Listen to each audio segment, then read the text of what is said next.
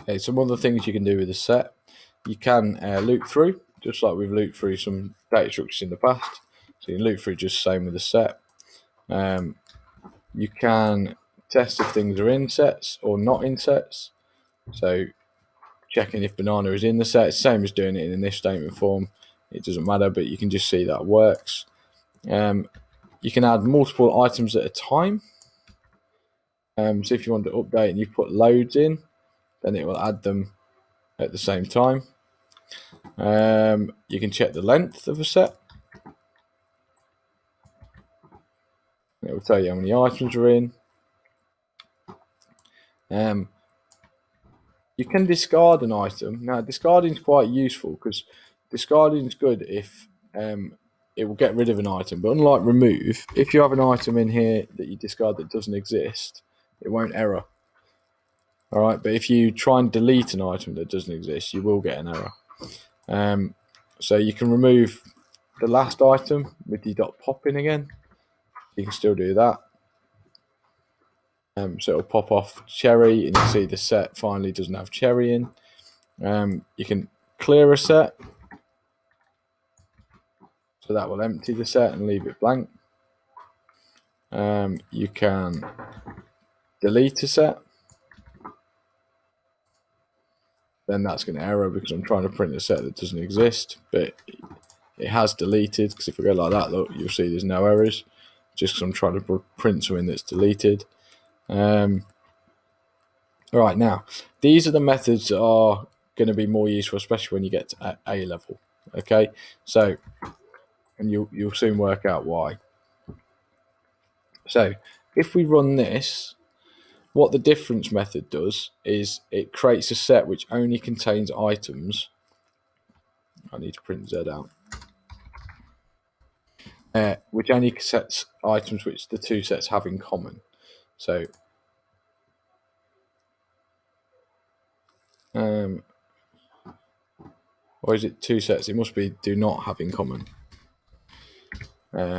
So, yeah, if you do x dot difference of y, so we've got our two sets here, z will become the difference, so the items that are not in common when you're comparing x to y. So you can see, look, apple is in common from x, but banana and cherry aren't. So the new set is just banana and cherry because it's the items that they don't have in common.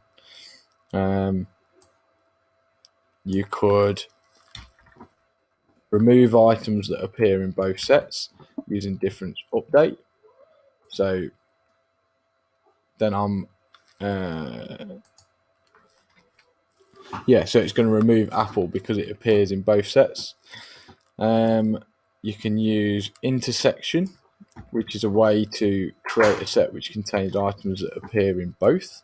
So intersection is like what I was originally saying about difference. So if you've got items that appear in both, then the new one will become the items that appear in both.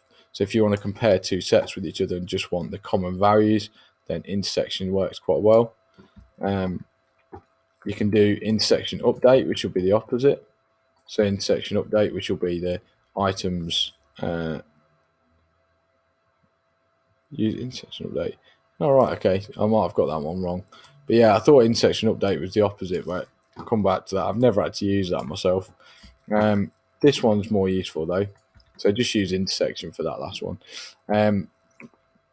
Is disjoint. Okay, so this finds out if one set contains any items from another. So this would return true if no items in set X are present in set Y. Okay, so you can see it returns true because no items in set X are present in set Y. But if I change that to apple,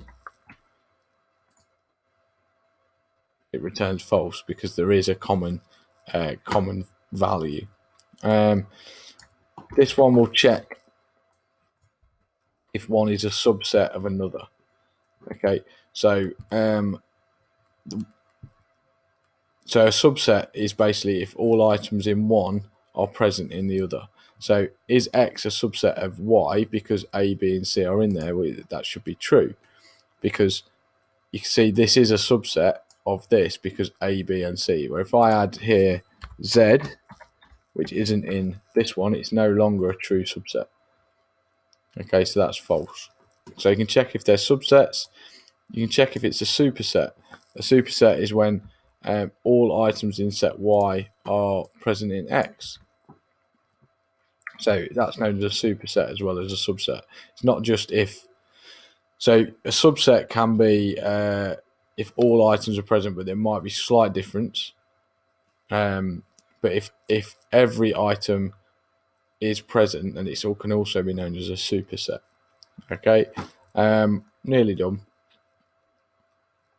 You can do symmetric when you're creating sets. So symmetric difference will create a set that contains all items from both sets, except those that appear in both. Okay, so all items from both sets except those that appear in both. So it's ignored Apple because that appears in both. So we've got banana, cherry, Google, and internet. Google and Microsoft. Okay, so that's your symmetric difference. Let's go for a union. And then we're on the last one. So union will return a set that contains all items from both sets, but duplicates are excluded. So Apple's now made it in, but because it's a set, we can't have duplicates. So union is basically joining two sets together. And finally, update will insert items from one set into another. So that's effectively doing the same thing, because again, the duplicate is going to be ignored because it's a set that you're working with.